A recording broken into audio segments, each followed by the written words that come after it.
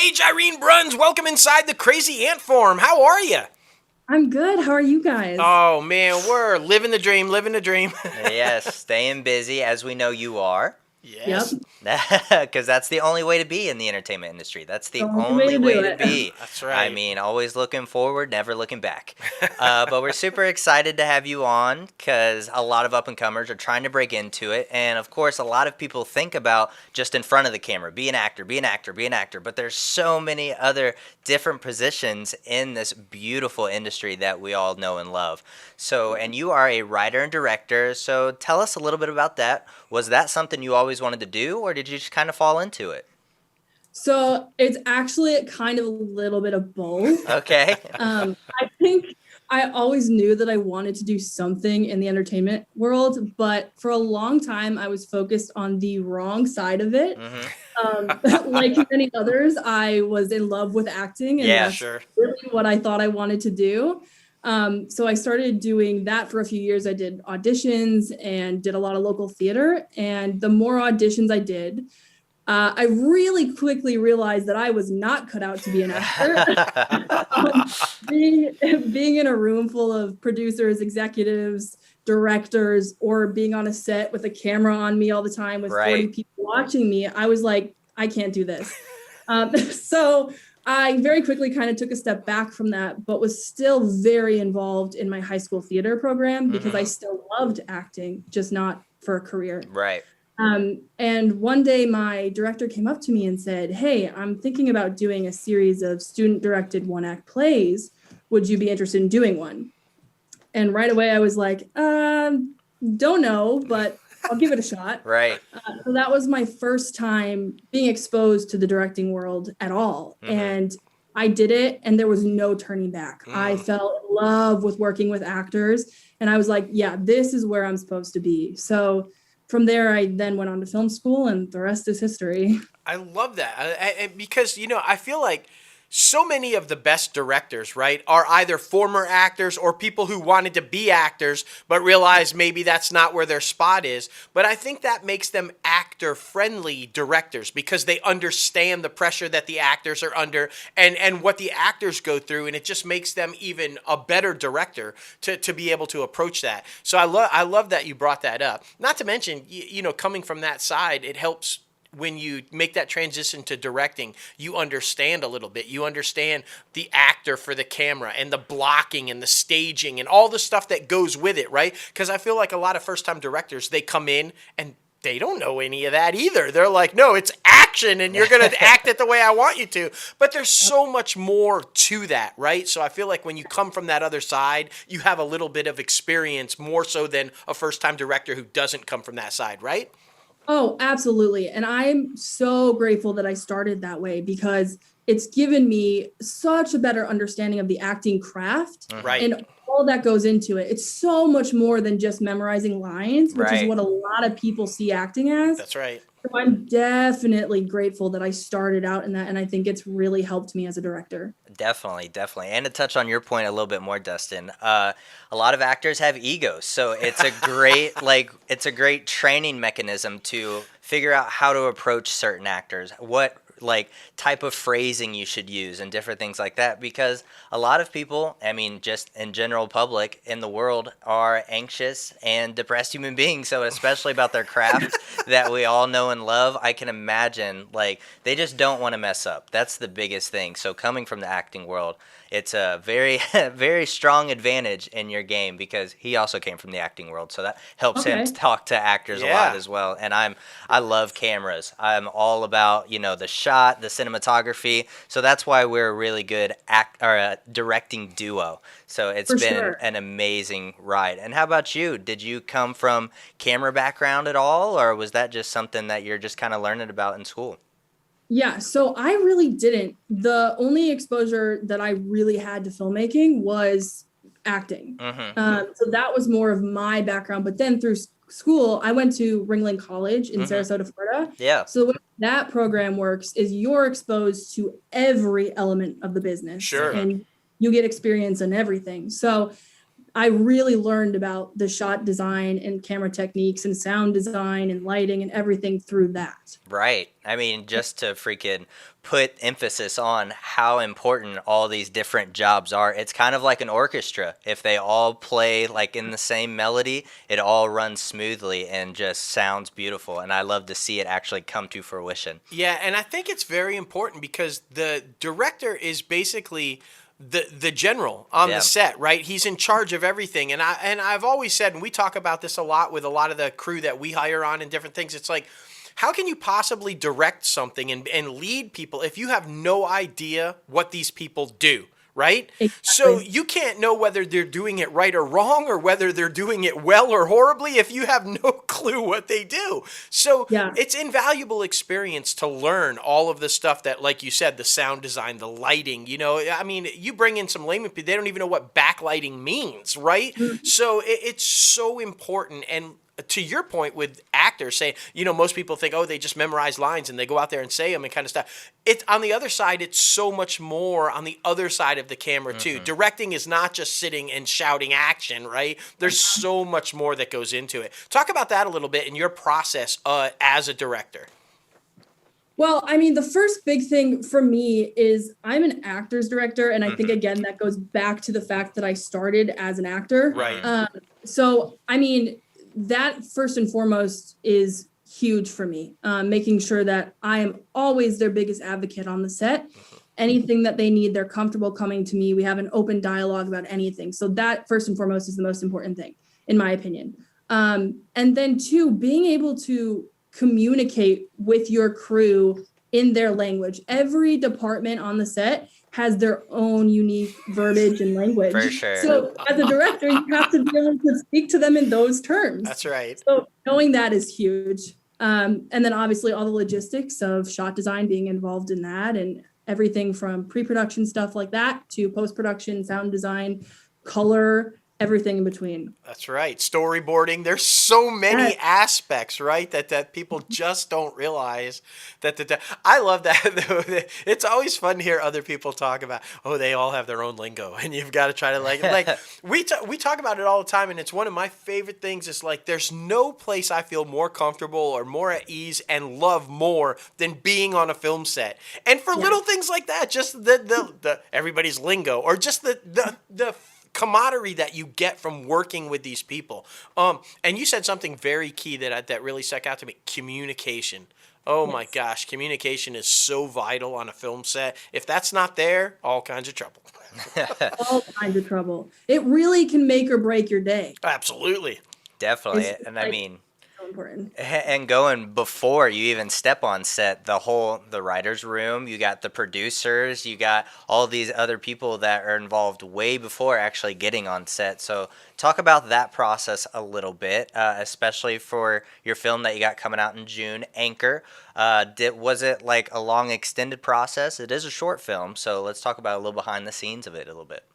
Yeah, so that film has been a long time coming. Yeah. It's something that I've wanted to make for a long time. I was very passionate about the topic. And when I decided, okay, it's time to make this, I brought my producer in right away. I am someone who, as a filmmaker and a writer, I love to have my core creatives involved from day one. Yeah. For sure. Because I know them, I trust them, I know they're going to give me the best feedback from the very beginning. And that collaboration is my favorite part of the entire filmmaking world. So that's like the very first thing I do is bring in my core creatives, more specifically my producer. I guess I would call him more than a producer, like more a creative producer, because I do like to have that story feedback from the get-go. Right, sure. right. Yeah, because so many people suit creative, right? Like, but it's nice to have a suit that is creative. That's always the best, right? Yes, 100%. Yes. That's So- oh, No, go ahead. Yeah, Whoops, that doesn't happen very often, but there you go. So saying that though, you said bring in the core creatives and everything, and you keep saying you want that feedback and everything. It's so important to have that core circle, right? That's not scared to tell you no.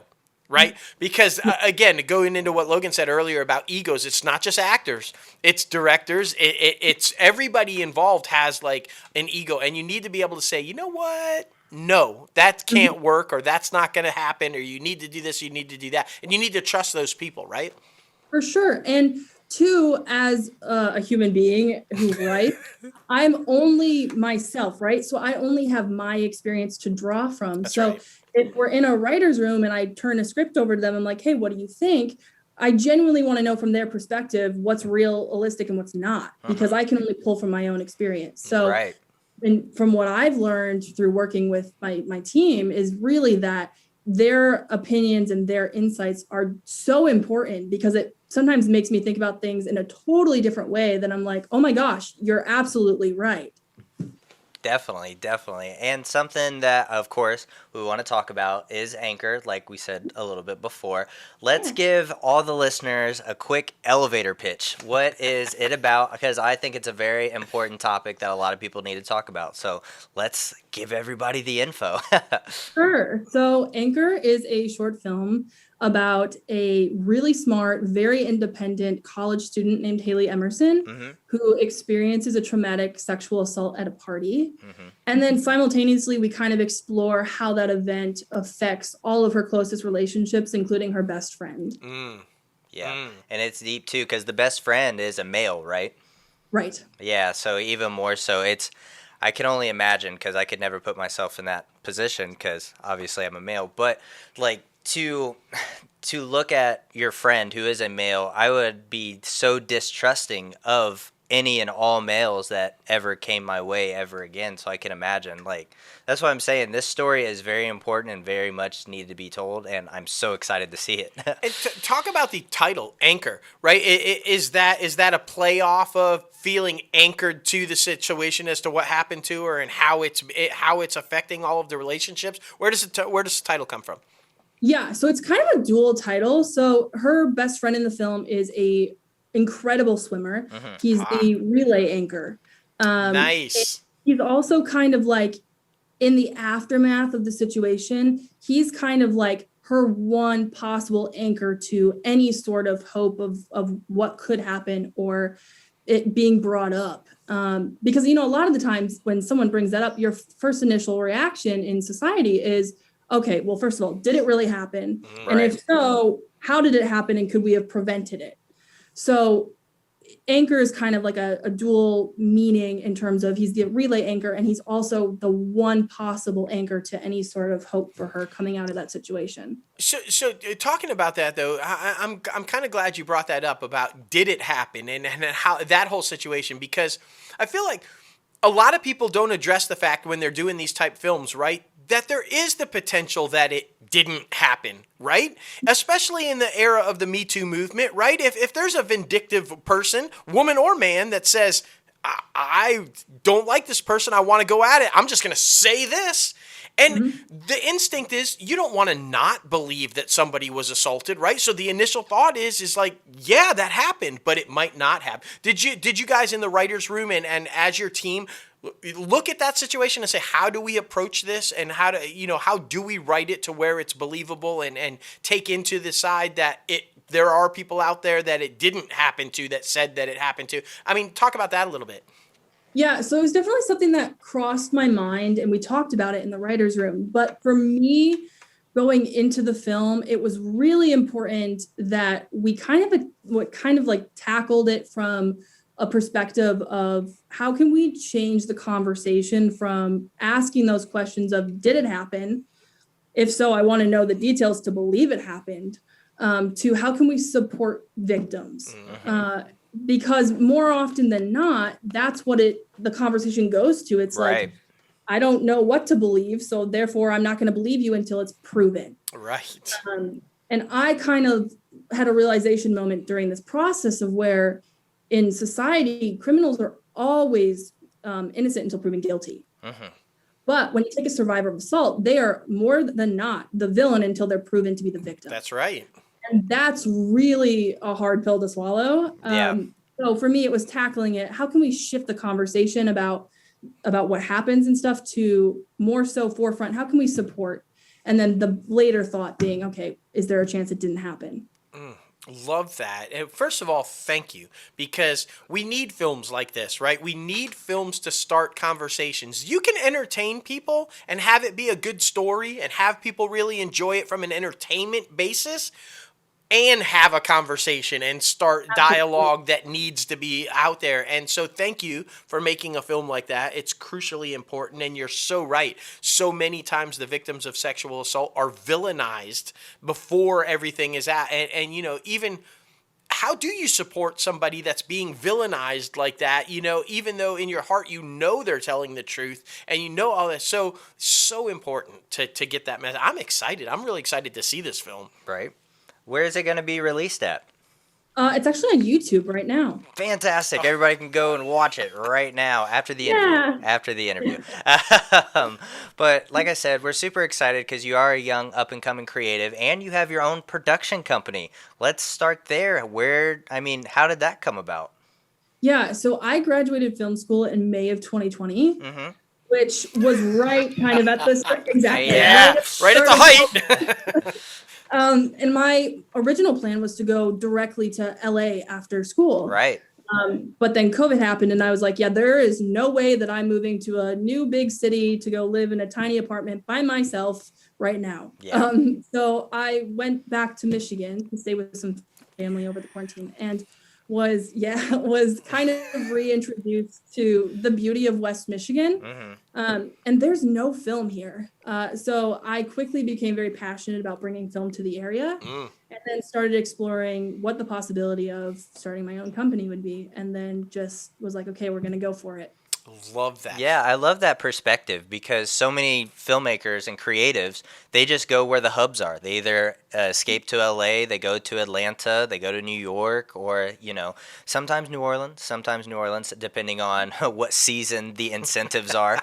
But I'm originally from Indiana, and it's always been a dream of mine to go back to the home state and make a film there as well, because not a lot of things happen there. So it's very important, especially going back to your home state and trying to build up the industry, basically, become one of the four mothers of the entertainment industry there. And the chances of success, right, are infinitely better, right? It's so much better to be a large fish in a small pond, right, than that small fish swimming through the ocean out in LA or wherever, right? So it's smart. I mean, and a lot of people think at some point you have to make the transition, right? You have to go, you have to do the journey because it's part of it, right? But to start where you're starting, and we were in Biloxi, Mississippi when we launched our production company. Nobody even knows where that is. They're like, "Where's that?" You have to tell them, "Oh, it's close to New Orleans," right? Like they don't know. But it's good to start and bring it, and it be, because there are people like yourself, young people, passionate and talented and creative everywhere, right? And they just don't realize they can do it where they're at. And so people like yourself to inspire them and say, you absolutely can do it where you're at and go for it. We love that. It's what it's all about. And I think, too, the most important thing as someone trying to break into the industry is to make your own content. And if you're outside of those big hubs, people are excited about the possibility of having film in their area. They want you to come film there. So people are willing to help right where you're at. That's very true. I love that. And I mean, with you being a lover of the entertainment industry as well, I'm curious to get your thoughts on how Warner Media and HBO Max is, figuring out this same day release date streaming / theatrical, because everybody in the entertainment industry has their own opinions. So I'm just curious on what yours is. It's interesting. I understand it to a degree, but I'm also a fan of seeing things on the big screen. Right. So, and we're also accustomed now to just watching things at home because we're used to it from COVID. Right. But I miss the theaters, and I would, if I have a choice between streaming and going to a theater, I'll go to a theater. Us too. Yeah. Us too, wholeheartedly. It's really interesting taking it back to suits and creatives, right? I think the suits all love the idea of we'll just throw it on the streamer on the same day, and investors love that because it's an opportunity for people to see it. It's gonna make some revenue, right? But creatives hate it because creatives make their stuff to be seen on the big screen, and talent make stuff to be seen on the big screen. And so, you know, there's that balance, right? It might make your investors happy, but you're going to piss off your creatives. And if you piss off your creatives, you might not be able to make more movies with those people. And then, so it's that, what do we do, right? Absolutely. Yeah. Yeah. For sure thought it was just like a nice quick Band-Aid when everything was shut down, but then Right. once things started reopening, we should have taken that Band-Aid off and reevaluated everything. Like around the time where they released the third Conjuring, I think that's when they Yeah. should have started reevaluating things, because like the new Sopranos movie did not do well at the box office.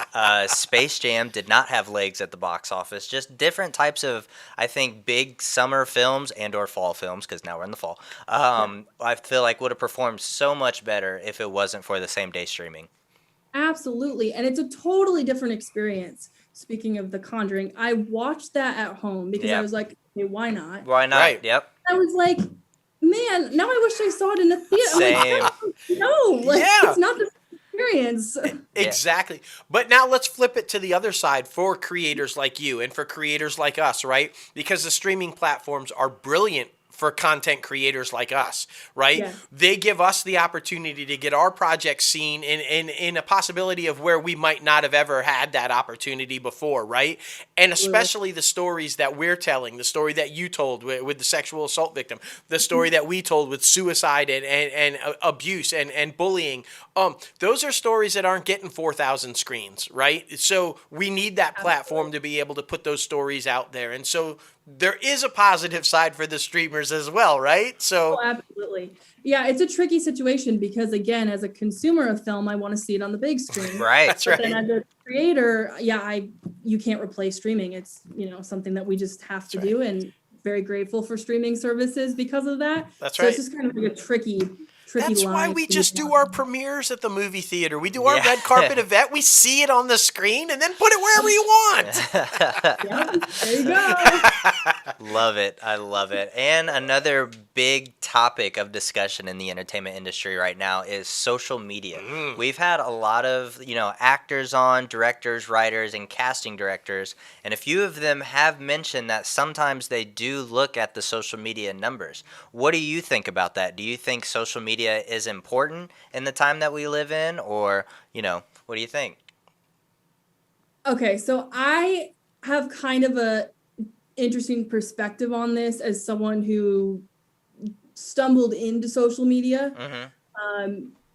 Never planned on using social media for any of this, and then kind of ironically had a situation which I then kind of gained a little bit of traction. Mm-hmm. So now I see it as being extremely vital to the success of projects and how you market them.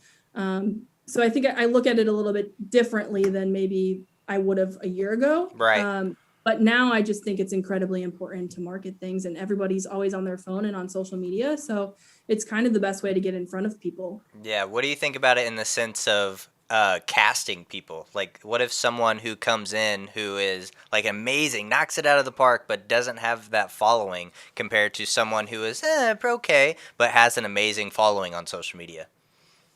So I mean, I'm personally a fan of finding people who are like the hidden gems. Yes. So to me, that wouldn't really matter too much. I do understand coming from a marketing perspective, having someone who you can market. Right.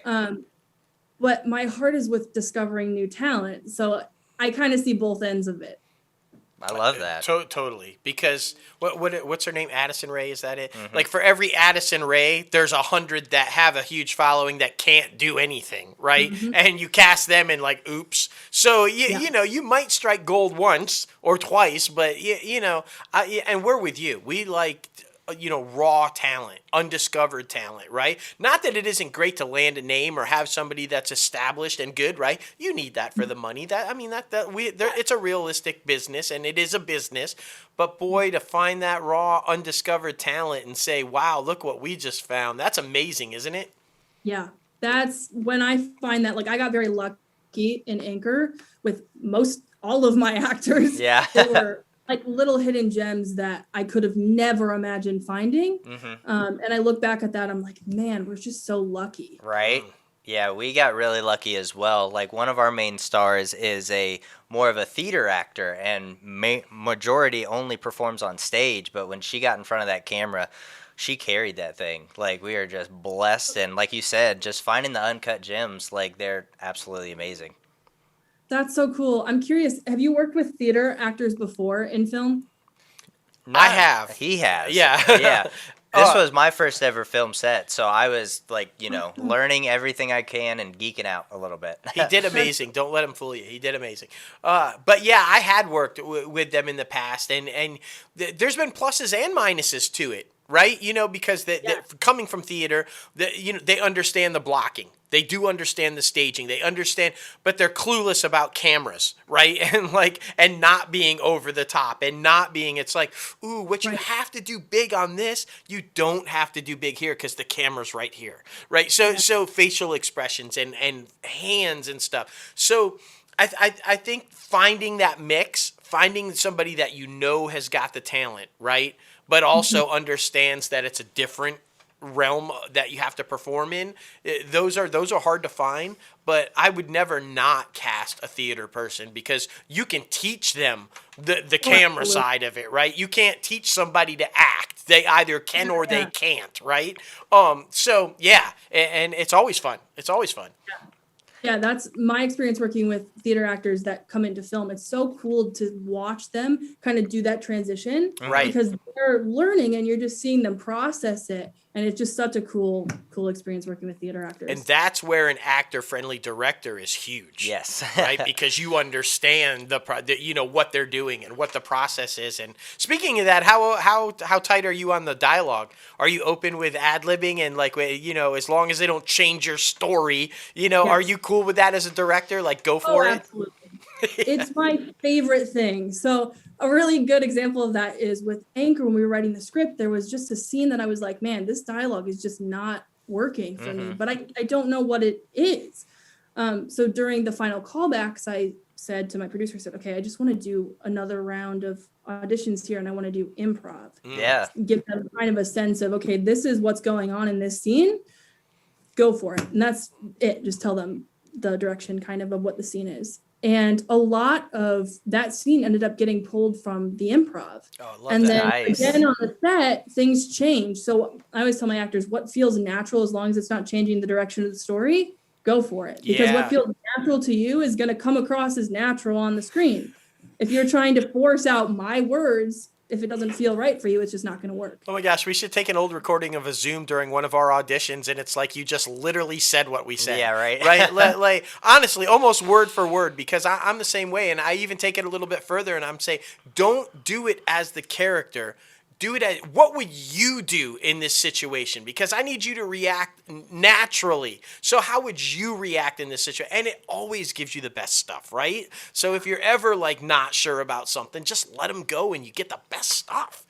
Well, and it's genuine then. It's authentic. Exactly. And that's what you're going for with making a movie. You want everything to feel real and like you're watching real people and not crafted characters. That's right. Exactly. Well, to liven it up a little bit at the end of each episode, we always want to ask our guests, what are you currently streaming for television and what newest movie did you just see?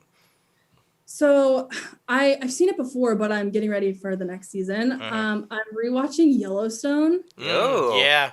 And I love that show. I think it's so well done. And Taylor Sheridan is just a genius storyteller in general. So that's definitely what I've been watching. Are you excited for the prequel with Tim and Faith? That's going to be pretty awesome, right? You're going to have to go back and listen. We interviewed Denham Richards. And you should go back and listen to that interview. It's fantastic. Yeah, it got a little deep. But we did talk about Costner and Yellowstone and a lot of stuff, but it got a little deep. Yeah. Like conversations. That's good. That's right. Okay, and the next one we like to do to kind of keep it fun and exciting is, what is your most embarrassing moment on set? I think, okay, so I have one, but it's not on set. It was from back in my acting days when I did an audition. Okay. That's fine. It was actually my first audition for a student film, and I had a monologue prepared. I was all prepped and excited and ready to go, and I was living in Michigan at the time, and the audition was in Chicago. So I was probably a freshman in high school. And I went to my parents and I was like, can we please go to this audition? Right. And we ended up going, and, I prepped the night before in the hotel. I'm like, okay, feel ready.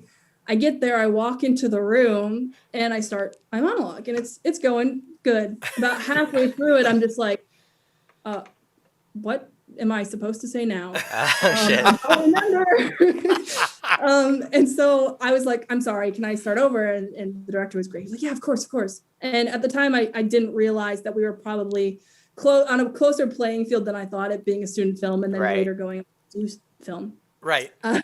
But so I started over, and then I got probably maybe one sentence past where I was.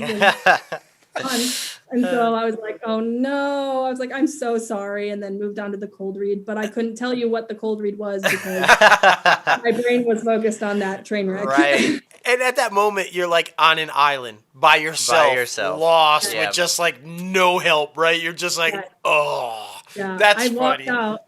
walked out of that audition room, got in the elevator, and the door shut, and I was like, oh, so bad. But look at you now. Exactly. So there you go, right? Exactly. It all worked out. That's right. We love it. We love it. And like we talked about, it's all about social media now. So where can people follow you? Instagram, you can find me on Instagram at Paige Irene Bruns, Mhm. or my website is www.paigeirene.com. Fantastic. And we know your production company has a Instagram as well. So what's that one? Yeah, it's Affinity Insight Pictures. There it is. Nice, Fantastic. nice. We just want to push as much people there as possible because we're all about the support. And I mean, welcome back anytime. Anytime you ever want to talk about anything. We have an industry news segment where we talk about the latest stories that are going down in Hollywood every single week. So if you wanted to come on for that, we do a top 5 segment. Last week it was top 5 date movies.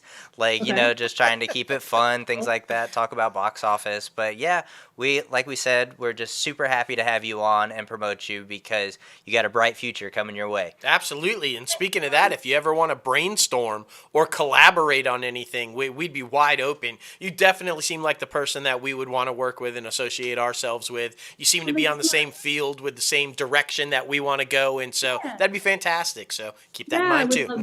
I would love that. I'm always looking for collaborators. So same goes for you guys. Awesome. Oh, thank you. Well, listen, take care, and we'll be reaching out to you soon, and you have a great rest of the night. Thank you. Thank you guys so much for having me. Oh, you're very welcome. Of course. We'll talk to you later. Bye. Bye-bye. Bye.